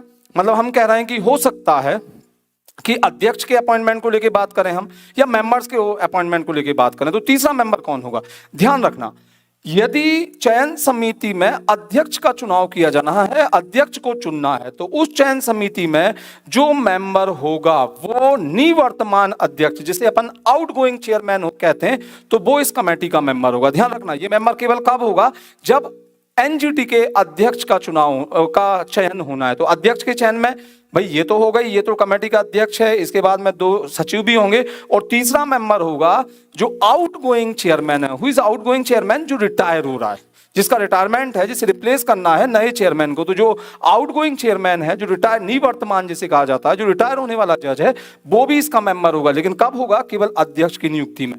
लेकिन हमने कहा कि जब मेंबर्स को अपॉइंट करना है, चाहे एक्सपर्ट मेंबर हो चाहे जुडिशियल मेंबर हो, तो वैसी कंडीशन में इन दो के अलावा जो तीसरा मेंबर होगा वो होगा सिटिंग जज। जो सिटिंग चेयरमैन होगा वो होगा जब सदस्यों की नियुक्ति की जानी है। पॉइंट समझ में आ रहा है आपको? अध्यक्ष के लिए नहीं, ये केवल सदस्यों के लिए होगा। लेकिन ध्यान रखना, इन दो के अलावा सुप्रीम कोर्ट या हाई कोर्ट का रिटायर्ड जज भी मेंबर होगा। लेकिन ये कब होगा उस कमेटी के अंदर? जब अध्यक्ष को रीअपॉइंट किया जाना है। ध्यान रखना, आपने पुराने एक्ट में पढ़ा होगा कि मेंबर्स और अध्यक्ष रीअपॉइंट नहीं होते, अब ये नहीं है। अध्यक्ष और मेंबर्स को रीअपॉइंट भी किया जा सकता है। तो ध्यान रखना, यदि अध्यक्ष को रीअपॉइंट करना है तो कमेटी किस तरह की होगी? ये तो होगा ही भाई अध्यक्ष, सुप्रीम कोर्ट का जो चीफ जस्टिस है या उसके द्वारा जो भी एक जज अपॉइंट कर दिया गया। दो यहाँ पे सचिव भी होंगे, लेकिन तीसरा मेंबर फिर यहाँ चेंज हो जाएगा जब बात रीअपॉइंटमेंट की आएगी, तो ये होगा सुप्रीम कोर्ट या हाई कोर्ट का कोई रिटायर्ड जज। पॉइंट समझ में आया अच्छे से? आप एक बार इसको लिख लेना सुन के, तो ज्यादा बेटर तरीके से बार बार पढ़ोगे तो आपको समझ में आ जाएगा। ठीक, तो ये एक सिलेक्शन जो हम कह रहे थे, सर्च कम सिलेक्शन कमेटी, ये उसका कंपोजिशन है, थोड़ा चेंज किया है सरकार ने, अपने भी लोग बुलाए हैं इसके अंदर। ठीक है, अब जैसे अपन पहले पढ़ते थे कि भाई अध्यक्ष का चुनाव मुख्य न्यायाधीश की सलाह पर कौन करता है? केंद्र सरकार, पुराना वाला जो एक्ट है। अब वैसी स्थिति नहीं है, हालांकि हम देख रहे हैं कि सुप्रीम कोर्ट का जज इसमें है, लेकिन साथ ही दो यहाँ सचिव भी आ गए। इसके बाद में हमने कहा कि जो आउटगोइंग चेयरमैन है वो भी इसका मेंबर होगा। ध्यान रखना, इसका एक और मेंबर होता है, that is called secretary member. एक चौथा क्या होता है? Secretary member. अब ये सेक्रेटरी मेंबर क्या होता है? सेक्रेटरी मेंबर एक्चुअली क्या होता है कि कोई भी ट्रिब्यूनल जैसे गठित किया गया है तो वो किसी ना किसी मिनिस्ट्री के अंडर ही गठित किया गया होगा, मिनिस्ट्री के अंडर वो काम कर रहा होगा। जैसे अपन एनजीटी की बात करें तो भाई एनजीटी में जो अपॉइंटमेंट होते हैं, जो उनकी सर्विस कंडीशंस है, वो सब देखना, वो कौन सी मिनिस्ट्री देखती है? तो ये देखती है ministry of environment, forest and climate change. ये मिनिस्ट्री है जो पूरा एनजीटी को देखती है, पूरी इनकी वर्किंग, इनके अपॉइंटमेंट इसी के द्वारा किए जाते हैं। तो डेफिनेटली जो मिनिस्ट्री ऑफ एनवायरनमेंट है या उसी के अंदर एनवायरनमेंट, फॉरेस्ट या क्लाइमेट चेंज जो मिनिस्ट्री है उसका एक सेक्रेटरी होगा ना, तो वो सेक्रेटरी ही एनजीटी का क्या होगा? Member secretary. तो इस कमेटी में वो मेंबर सेक्रेटरी भी होता है, बट उस मेंबर सेक्रेटरी को वोटिंग राइट नहीं होते। ध्यान रखना कि किसी मेंबर की हम बात करें तो वो उस मेंबर के चयन के संबंध में अपना वोट दे सके, तो उसे ये राइट नहीं रहते। फिर ये करता क्या है? तो ये मैं अभी बाद में बता रहा हूं, पर इसे मेंबर सेक्रेटरी कहा जाता है। ठीक, इसमें अध्यक्ष को जो राइट है वो है कास्टिंग वोट देने का। ये मेंबर जो है ये चयन करते हैं। अब देखना अब होगा क्या। आपने कहा कि अभी तो आपने बोल दिया कि आप सर्च कम सिलेक्शन कमेटी कह रहे हैं, तो किस प्रक्रिया के आधार पर एनजीटी में सदस्यों की या अध्यक्ष की नियुक्ति की जाएगी? देखो क्या होगा। जैसे हमने कहा कि कोई ऑफिस वेकेंट है, चलो दो पद क्या हो गए, अपन एक पद मान लेते हैं। मैं अभी रिसेंट का एक अपडेट बता रहा हूं आपको। जैसे शायद 17 Feb 2023 ministry of environment, climate change and forest है, तो उसने एक नोटिफिकेशन इशू किया था, एक सर्कुलर इशू किया था कि एक पद उसमें खाली, एक पद के लिए वैकेंसी निकाली। मैंने कहा ना एप्लीकेशन, अब एप्लीकेशन हैं। अब आपने कहा कि एक्सपर्ट मेंबर का है, तो क्वालिफिकेशन हमने पुराने देख ही लिए, तो उनमें जिन जिन लोगों को ये लग रहा है कि वो मेंबर बनने के लिए क्वालिफाइड हैं, तो वो अपने एप्लीकेशंस भेजेंगे। तो ये एक्चुअली जो सर्कुलर इशू करेगा ये करेगा सेक्रेटरी मेंबर। सेक्रेटरी मेंबर एक सर्कुलर इशू करेगा, एक परिपत्र, उस परिपत्र में सब कुछ दिया होगा। ध्यान रखना, जैसे क्वालिफिकेशन भी दी होगी, टेन्योर भी दिया होगा, सैलरी वगैरह, मतलब उसकी जो कंडीशंस ऑफ सर्विस हैं वो सब वहां मेंशन की जाएंगी। ठीक, और उसके आधार पर ध्यान रखना निविदाएं मतलब एप्लीकेशंस आमंत्रित किए जाएंगे। तो ये कौन इशू करेगा? Secretary member. अब ध्यान रखना, अब बहुत सारे एप्लीकेशंस आएंगे, तो बहुत सारे एप्लीकेशंस आएंगे तो ये कमेटी उन एप्लीकेशंस, ध्यान रखना, चाहे अध्यक्ष की बात करें हम, चाहे मेंबर्स की बात करें, तो उन पर विचार करेगी, आपस में डिस्कशन करेगी। इवन उन मेंबर्स जो बनने के इच्छुक हैं उन मेंबर्स को कॉल भी कर सकती है, उनसे पूछताछ कर सकती है, बनना चाहते हैं क्यों, सब इस टाइप का सब कुछ होगा। इसके बाद में ये कमेटी उस ऑफिस के लिए दो लोगों को शॉर्ट लिस्टेड करेगी। ध्यान रखना, जो फाइनल में जो उन्हें जो लगा कि they are the best candidate, दो, तो वो दो नामों का जो पैनल है वो भेजा जाएगा सेंट्रल गवर्नमेंट को, जिनमें से किसी एक को अपॉइंट कर दिया जाएगा एक्सपर्ट मेंबर्स। ठीक, एक्सपर्ट मेंबर की तरह उसे अपॉइंट कर दिया जाएगा। पॉइंट समझ में आ रहा है? तो ये इस तरीके से काम करती है। लेकिन ये आपको ध्यान रखना है कि कमेटी को, जो कमेटी है उसे 3 महीने के अंदर अपनी रिकमेंडेशन गवर्नमेंट को देना पड़ेगी। जो सिलेक्शन कमेटी है वो 3 महीने के अंदर जो भी नाम फाइनल किए हैं तो कम से कम 2 नाम वो सेंट्रल गवर्नमेंट को देंगे, जिनमें से किसी एक को उस वैकेंसी के लिए अपॉइंट कर दिया जाएगा। ठीक, तो पॉइंट समझ में आया ये किस तरह से काम करती है। अब हमने कहा कि अध्यक्ष और सदस्यों का कार्यकाल क्या होता है। मेजर चेंज आ गया इसके अंदर, इवन चेंजेस आ गए, मैं बता रहा हूं। इसमें नए एक्ट के अंदर यदि पुराने एक्ट के पास जाओ आप तो उसमें तो अलग टाइप का प्रोविजन था कि वो 70, 67 और 65 अलग अलग था तीनों मेंबर्स के लिए, और 5 इयर्स ऑफ जो टेन्योर है, जो टाइम पीरियड है टेन्योर का, अब चेंज कर दिया गया। ध्यान रखना इसमें अपन केवल 2 की बात करेंगे, एक अध्यक्ष पद के लिए और दूसरा न्यायिक और विशेषज्ञ सदस्यों के लिए। मतलब चेयरमैन का टेन्योर अलग होगा और जो एक्सपर्ट एंड जुडिशियल मेंबर्स हैं उनका टेन्योर अलग होगा। तो क्या कहा गया इसमें कहा गया है कि जो चेयरमैन होगा उसका टेन्योर होगा 4 इयर्स या 70 तक का एज, 70 इयर्स तक का age, which ever completed earlier, जो पहले कंप्लीट हो जाए। मतलब अब अध्यक्ष का कार्यकाल एक बार में या तो 4 साल होगा या 70 साल की उम्र जो पहले पूरा हो रहा है, तो उस टेन्योर तक वो अध्यक्ष की तरह काम करेगा।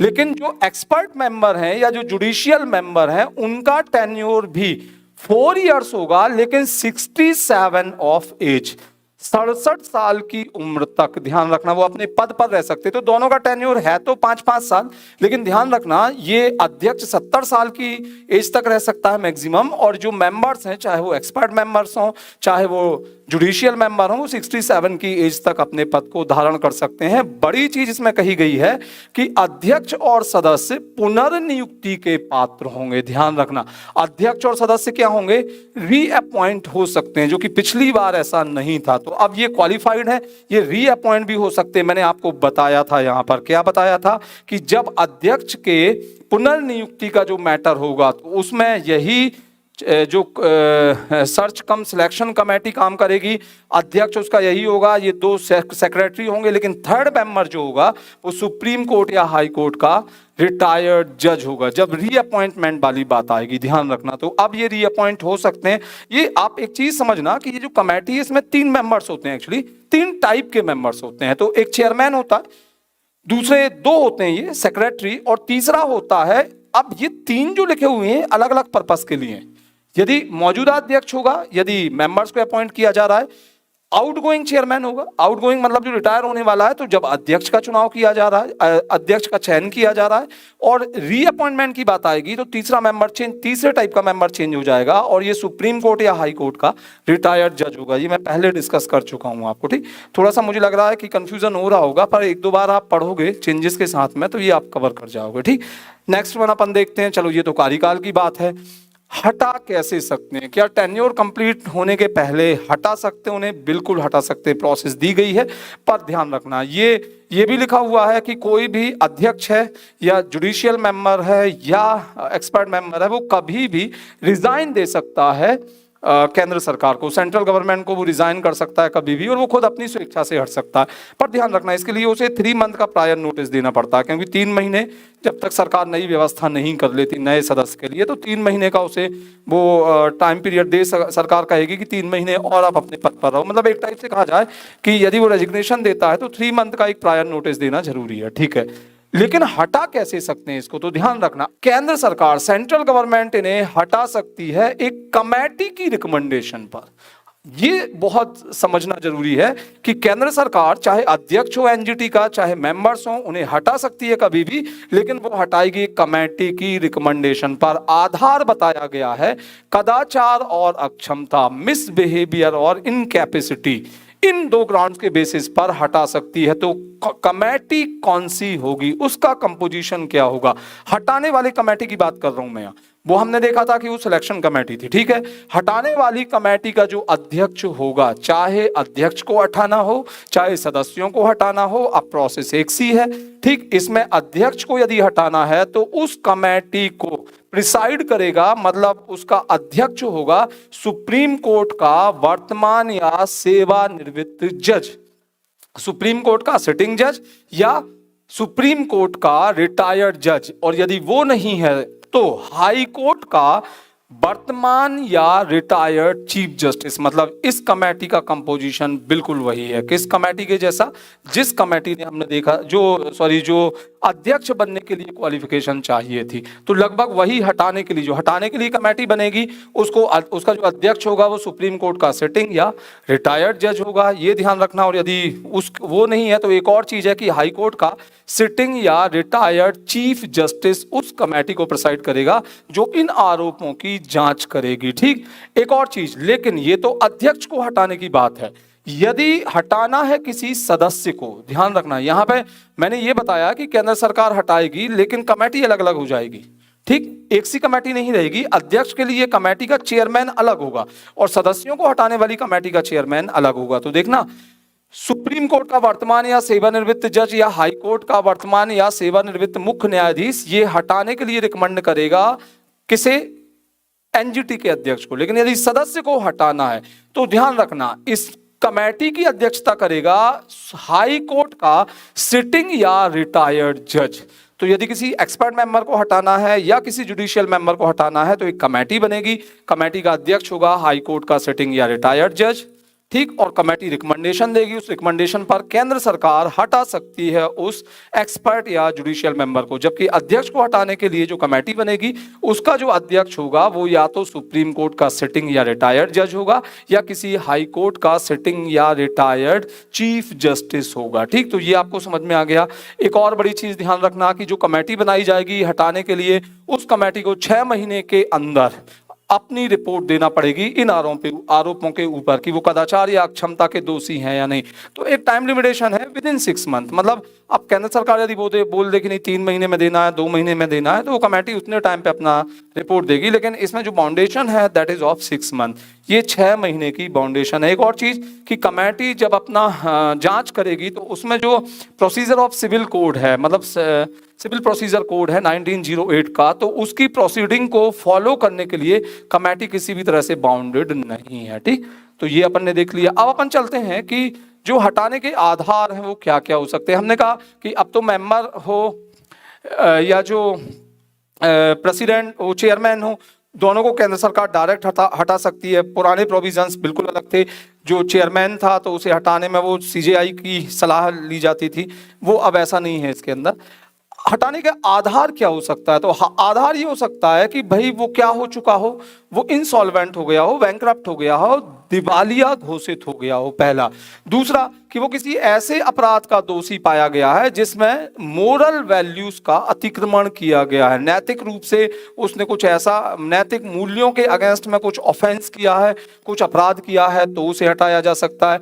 यदि वो फिजिकली और मेंटली हैंडीकैप्ड हो गया हो, इनकैपेबल हो गया हो, फिजिकली या मेंटली वो इनकैपेबल हो गया है कि वो अपने कार्यों या अपने उत्तरदायित्व का निर्वहन सही तरीके से नहीं कर पा रहा है, तो वो यदि मानसिक और शारीरिक रूप से अक्षम हो गया हो तो ये भी एक आधार बनता है। या उसने अपना पद का दुरुपयोग करते हुए कुछ फाइनेंशियल एडवांटेज गेन की हो, मतलब फाइनेंशियल एडवांटेज या कोई अदर टाइप का जो लाभ प्राप्त किया हो, वित्तीय लाभ प्राप्त कर लिए, भाई आप उस पद पर थे या आप उस पद पर थे और आपने उस पद का मिसयूज करते हुए लोकहित के विरुद्ध काम किया है, लोकहित के मतलब पब्लिक इंटरेस्ट के अगेंस्ट में काम किया है, तो इस आधार पर हटाया जा सकता है अध्यक्ष या सदस्यों को। ये नोट्स में दिए गए हैं, ये ऑलमोस्ट वही हैं जो हम पहले पढ़े हुए थे। सैलरी की बात करें, सैलरी कितनी मिलती है, तो एनजीटी के अध्यक्ष को 2.5 लाख रुपए प्रति माह की सैलरी दी जाती है। जो एनजीटी के अध्यक्ष होंगे, चेयरमैन होंगे, 2.5 लाख रुपए उन्हें मिलेगा, जबकि सदस्यों को 2,25,000 रुपए प्रति माह सैलरी प्रदान की जाती है। ठीक, ध्यान रखना। अब थोड़ा सा एक चीज मैं बताने वाला हूं, काफी डिस्प्यूटेड मैटर है कि एक्चुअली एनजीटी का दर्जा क्या है। ये काफी डिस्प्यूटेड है। क्या, कैसे डिस्प्यूटेड है? क्या ये सिविल कोर्ट की तरह है? क्या इसकी जो पावर है वो हाई कोर्ट जैसी है? एक्चुअली कई जगह हमने पढ़ा है कि भाई उसमें लिखा हुआ था एक्ट में कि एनजीटी के जो जजमेंट होते हैं वो सुप्रीम कोर्ट में उन्हें चैलेंज किया जा सकता है, सुप्रीम कोर्ट उन्हें सुप्रीम कोर्ट उनके ऊपर सुनवाई कर सकता है। तो ऐसा लग रहा है कि भाई सुप्रीम कोर्ट तो सुनवाई किस जजमेंट के अगेंस्ट में करता है, हाई कोर्ट के। तो क्या एनजीटी हाई कोर्ट की तरह है या एनजीटी एक सिविल कोर्ट की तरह है? तो थोड़ा सा आपको खुद समझना पड़ेगा इस चीज को। एक्चुअली क्या हुआ है कि ये एनजीटी जो है, इसे सिविल कोर्ट की पूरी पावर दी गई है। जो एक सिविल कोर्ट को पावर होती है तो पूरी पावर एनजीटी के पास है, क्योंकि एक ट्रिब्यूनल है। पर इसे, अब आप कहोगे कि सिविल कोर्ट को कौन सी शक्तियां प्राप्त हैं, तो सिविल कोर्ट का मतलब ये है कि ये किसी के अगेंस्ट में समन इशू कर सकता है और उसका एफिडेविट, उसका जो स्टेटमेंट है उसे वेरीफाइड कर सकता है। मतलब जो उसने परीक्षण किया है तो वो शपथ पत्र पर, जो एफिडेविट पर स्टेटमेंट लेना बोला जाता है, तो वो ले सकता है। इसके बाद में वो डॉक्यूमेंट बुला सकता है, डॉक्यूमेंट को सर्च कर सकता है किसी मैटर के रिगार्डिंग, या हम कह रहे हैं कि वही एफिडेविट पर वो एविडेंस या स्टेटमेंट ले सकता है।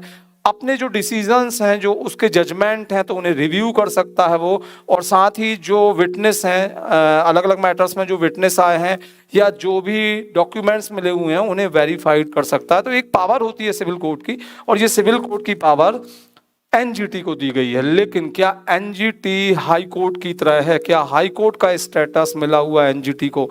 बहुत इंपॉर्टेंट वन मैं बता रहा हूँ आपको। अब मुझे ईयर याद नहीं है, पर मैं एक केस बता रहा हूँ, शायद 21 का है, 2021 या 22 का है शायद। ये 2022 का एक केस है। ये case actually Andhra Pradesh government क्या कर रही थी कि वहां पे रुषिकोंडा, एक रुषिकोंडा हिल है, ये विशाखापट्टनम में है, एक पहाड़ी है रुषिकोंडा नाम की।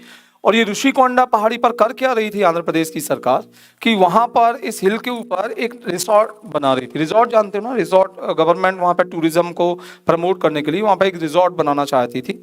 अब वो कंस्ट्रक्शन स्टार्ट हो गया। अब वो मैटर एक्चुअली किसी ने चैलेंज कर दिया हाई कोर्ट में। तो वो मैटर जब हाई कोर्ट में गया तो हाई कोर्ट ने उसमें स्टे देने से मना कर दिया। और उन्होंने कहा इसमें कोई बुराई नहीं है कि स्टेट गवर्नमेंट जो है वो टूरिज्म को प्रमोट करने के लिए वो इस टाइप पे काम कर रही है, तो उन्होंने उस प्रोजेक्ट पर स्टे लगाने से मना कर दिया। तो वो मैटर गया फिर एनजीटी के पास में। अब हाई कोर्ट का एक जजमेंट है ऑलरेडी, ठीक, और उनके अकॉर्डिंग सब कुछ लीगल है। लेकिन जब एनजीटी में ये मैटर गया तो एनजीटी की कोर्ट ने, या एनजीटी ने जो जजमेंट दिया उसके ऊपर, या जो डिसीजन दिया, उसमें उन्होंने उस गवर्नमेंट के प्रोजेक्ट के ऊपर स्टे लगा दिया। तो बड़ी समस्या पैदा हो गई। समस्या क्या पैदा हो गई कि अब एनजीटी के डिसीजन को फॉलो किया जाए, जजमेंट को, या हाई कोर्ट के जजमेंट को। तो यहाँ एक कंट्राडिक्शन आया। कंट्राडिक्शन ये था कि क्या हाई कोर्ट और एनजीटी एक जैसी संस्था है? तो ये मैटर सुप्रीम कोर्ट में गया। जो आंध्र प्रदेश गवर्नमेंट थी वो इसे लेकर सुप्रीम कोर्ट में चली गई, और सुप्रीम कोर्ट ने उस पर एक बड़ा जजमेंट दिया जिसमें उन्होंने क्लियर बोला कि NGT is a subordinate to high court. मतलब एनजीटी जो है वो हाई कोर्ट की तरह नहीं है, बल्कि एनजीटी एक सबऑर्डिनेट कोर्ट है हाई कोर्ट की तरह। इसका मतलब यह है कि एनजीटी ऐसा कोई जजमेंट नहीं दे सकती जो हाई कोर्ट के जजमेंट से अलग जा रहा हो। तो ये अब शायद क्लियर हो गया है कि एनजीटी कम से कम हाई कोर्ट तो नहीं है। सुप्रीम कोर्ट का सीधा कहना है कि हाई कोर्ट एक कॉन्स्टिट्यूशनल बॉडी है, जबकि हम पढ़ रहे हैं कि एनजीटी जो है वो स्टैट्यूटरी बॉडी है। तो अभी के जजमेंट के हिसाब से तो एनजीटी को हाई कोर्ट के समान स्टेटस पूरी तरह प्राप्त नहीं है, बल्कि इसे, यदि आप क्वेश्चन आता है तो इसे सबऑर्डिनेट कोर्ट कहना ज्यादा सही होगा। तो इसे सबऑर्डिनेट कोर्ट की सभी पावर हैं, ठीक, लेकिन इसे पावर नहीं है किसकी तरह है, हाई कोर्ट की तरह। ये मैं अभी जो वर्डिक्ट है सुप्रीम कोर्ट का एनजीटी के रिगार्डिंग वो बता रहा हूँ। एनजीटी को लेकर तो सुप्रीम कोर्ट काफी नाराज भी रहता है, खपा भी रहता है कि ना तो पूरी तरह से वहाँ पे अपॉइंटमेंट किए जाते हैं एनजीटी के अंदर, और वर्किंग भी थोड़ा सा। अब एनजीटी के ऊपर एक बाध्यता है कि वो 6 महीने के अंदर जो भी कोई मैटर जाता है, जो भी डिस्प्यूट जाता है, वहाँ पर इशू होता है, तो वो 6 महीने में अपना जजमेंट देगा।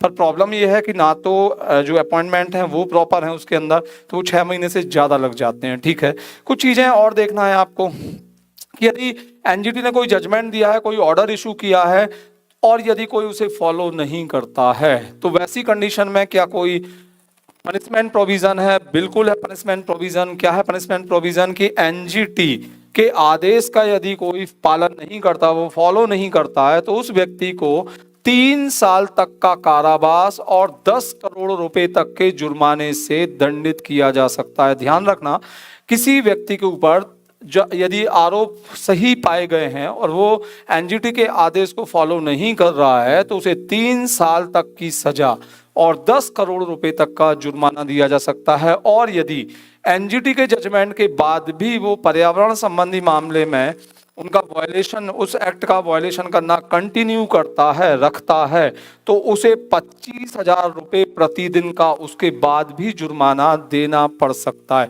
पर डे 25,000 रुपये, यदि जजमेंट के बाद या डिसीजन के बाद भी वायलेशन कंटिन्यू रहता है तो। लेकिन यदि यही ऑफेंस, यदि यही जो कार्य है जजमेंट के अगेंस्ट में, जो एनजीटी के जजमेंट के अगेंस्ट में, यदि उसके जजमेंट को फॉलो नहीं कर रही है कोई कॉरपोरेट कंपनी, ध्यान रखना, तो कंपनी के ऊपर जुर्माने की राशि है 25 करोड़ रुपए। मतलब एनजीटी 25 करोड़ रुपए तक का जुर्माना लगा सकता है यदि उसके ऑर्डर या उसके जजमेंट का वायलेशन किया जा रहा है किसी कंपनी के द्वारा, और उसके बाद भी वो उल्लंघन, वो वायलेशन जारी रहता है, तो पर डे 1 लाख रुपए तक का फाइन इम्पोज कर सकता है एनजीटी। ठीक, तो ये ध्यान रखना है आपको। कुछ और भी इंपॉर्टेंट चीजें हैं कि क्या एनजीटी के जजमेंट को चैलेंज कर सकते हैं सुप्रीम कोर्ट में? बिल्कुल कर सकते हैं, लेकिन जजमेंट आने के 90 दिन के अंदर, 3 महीने के अंदर एनजीटी के जजमेंट को चैलेंज किया जा सकता है सुप्रीम कोर्ट में। एक और बड़ी चीज आपको ध्यान रखना है कि जो एनजीटी है, एनजीटी की अधिकारिता 7 कानूनों पर है। मतलब इनसे संबंधित पर्यावरण प्रदूषण के मामले एनजीटी में दायर किए जा सकते हैं, तो ये आपको ध्यान रखना है। अच्छा, एक चीज और मैं बता दूं कि अब चूंकि ये एनजीटी के अंदर ये एक्ट आ रहे हैं, उसकी अधिकारिता या उसके जुरिस्डिक्शन के अंदर ये चीज आ रही, तो आपको एक चीज ध्यान रखना है इसके अंदर कि जो ईयर है इन एक्ट का, वो भी आपको ध्यान रखना पड़ेगा। हो सकता है कि वो ईयर पूछ लें इसके अंदर कि इस एक्ट का ईयर क्या है। ठीक, तो वो उसमें नोट्स में दिया हुआ है पूरे एक्ट के बारे में, मैं केवल आपको बता दे रहा हूँ। जैसे इसके अंदर water pollution prevention and control act 1974 का इसके अंदर आता है, जल प्रदूषण निवारण एवं नियंत्रण अधिनियम आता है, जल प्रदूषण निवारण नियंत्रण उपकर अधिनियम, मतलब water pollution prevention and control cess act, ये भी इसके अंदर आ रहा है। फॉरेस्ट कंजर्वेशन एक्ट, वन संरक्षण अधिनियम, इसके अंदर आ रहा है। ध्यान रखना, वन्य जीव अधिनियम नहीं आता इसके अंदर। ये कौन सा है?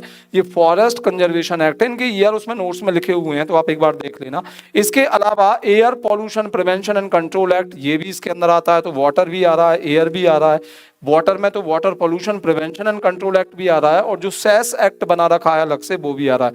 फॉरेस्ट कंजर्वेशन एक्ट है, air pollution prevention and control act है, वायु प्रदूषण निवारण एवं नियंत्रण अधिनियम, एनवायरनमेंट प्रोटेक्शन एक्ट जो है, पर्यावरण संरक्षण अधिनियम है। इसके बाद पब्लिक लायबिलिटी इंश्योरेंस एक्ट 91 का, ये भी इसके अंदर आता है। ध्यान रखना, ये पब्लिक लायबिलिटी इंश्योरेंस एक्ट, ये थोड़ा सा ध्यान रखने की जरूरत है आपको, क्योंकि यदि आपने कॉमन सेंस लगाया तो ये गलत हो सकता है। ध्यान रखना, तो कॉमन सेंस में आपको लगेगा यार ये पब्लिक इंश्योरेंस तो होगा ही नहीं इसके अंदर, पर ये एक्ट इसके अंदर आता है। इसके बाद बायोडायवर्सिटी एक्ट जो है 2002 का, वो भी इसके अंदर आ रहा है, लेकिन वाइल्ड लाइफ प्रोटेक्शन एक्ट इसके दायरे में नहीं है।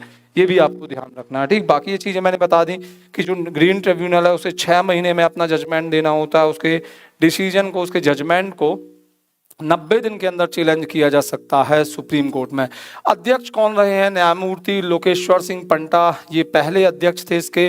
फिर न्यायमूर्ति स्वतंत्र कुमार रहे हैं, और जो वर्तमान अध्यक्ष हैं वो न्यायमूर्ति आदर्श कुमार गोयल।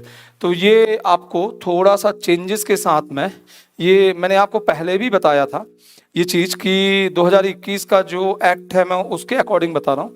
और यदि आप इसको और अच्छे से पढ़ना चाहते हैं, समझना चाहते हैं, तो आप एक्चुअली जैसे नेशनल ग्रीन ट्रिब्यूनल एक्ट 2010, या आप वहाँ पे नेशनल ग्रीन ट्रिब्यूनल 2010, आप उस पर मत जाइए, क्योंकि उसके अंदर प्रोविजंस पुराने हैं। आपको यदि इसके अपडेट्स के बारे में पता करना है, जो फर्दर चेंजेस हैं उनके बारे में पता करना है, तो आपको एक एक्ट और एक रूल्स पे जाना पड़ेगा। आप जाइए, उसके अंदर आप गूगल पे सर्च कीजिए, एक्ट को आपका नाम क्या डालना है, ट्रिब्यूनल रिफॉर्म्स एक्ट 2021। उसके जो 15th नंबर का इंस्टीट्यूशन दिया हुआ है, जो एनजीटी है, उसमें चेंजेस बताए गए हैं, लेकिन उनकी सर्विस कंडीशंस को लेके जो है वो आपको अलग जाना पड़ेगा। सर्विस कंडीशन में आपको जाना पड़ेगा जो ट्रिब्यूनल एक्ट का जो रूल है एक्चुअली, तो आप गूगल पर जाओगे तो आप लिखोगे उसमें ट्रिब्यूनल ब्रैकेट में conditions of service rules rules 2021। तो उसके अंदर एनजीटी में जो भी चेंजेस आए हैं वो। एक और चीज़ मैं आपको बता रहा था कि आप इसे देख भी सकते हैं, आप इसे वेरीफाई कर सकते हैं, क्योंकि अभी मैंने बताया था कि फरवरी में वैकेंसी आई थी मिनिस्ट्री की तरफ से, तो उसमें एक एक्सपर्ट मेंबर की वैकेंसी के बारे में नोटिफिकेशन आया था। तो आप ministry of environment, forest and climate change की वेबसाइट पर जाओगे, आप 17 उसमें वैकेंसी पर जाइए, रिक्रूटमेंट जो दिया होगा, रिक्रूटमेंट में जाओगे तो एक वैकेंसी उसमें लिखी है एक्सपर्ट मेंबर की। अब चूंकि वो सर्कुलर्स मेंबर सेक्रेटरी ने इशू किया होगा, जैसे मैंने अभी बताया आपको, तो उसमें एप्लीकेशंस मांगे गए होंगे, तो उसमें कंडीशंस पूरी लिखी होंगी, तो वहाँ पर आपको पूरी कंडीशंस मिल जाएंगी। तो उसमें क्लियर लिखा है कि फॉर 4 ईयर्स, मतलब टेन्योर भी उसमें मेंशन करना पड़ता है 4 साल का। तो अब जो टेन्योर है, चाहे अध्यक्ष की बात करें चाहे सदस्यों की, वो 4 साल है। 5 साल से बाहर निकलना है आपको 4 साल, लेकिन अध्यक्ष के मामले में अधिकतम 70 साल की उम्र तक, एक्सपर्ट और जो जुडिशियल मेंबर हैं दोनों के संबंध में अधिकतम 67 साल तक की आयु तक, ठीक, रीअपॉइंटमेंट हो सकता है। तो ये ऑल अबाउट एनजीटी, जो आपका जो अभी जो चेंजेस आए हैं उनके अकॉर्डिंग है, ठीक। All the best. कल अपन फिर कल 2 या 3 हम जो कमीशंस हैं उनके बारे में फर्दर अपडेट्स के साथ में डिस्कस करेंगे, ठीक। All the best.